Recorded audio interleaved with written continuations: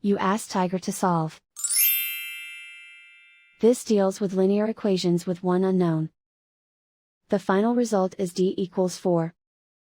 Let's solve it step by step. Group all d terms on the left side of the equation. Subtract 2d from both sides.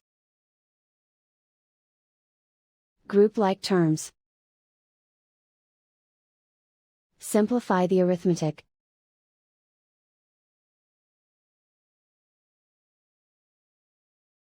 Group all constants on the right side of the equation.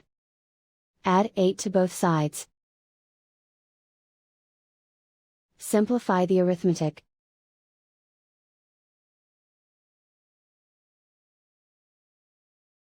Isolate the d. Divide both sides by 2.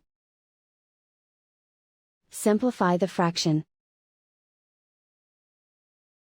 Find the greatest common factor of the numerator and denominator. Factor out and cancel the greatest common factor. And so the final result is d equals 4.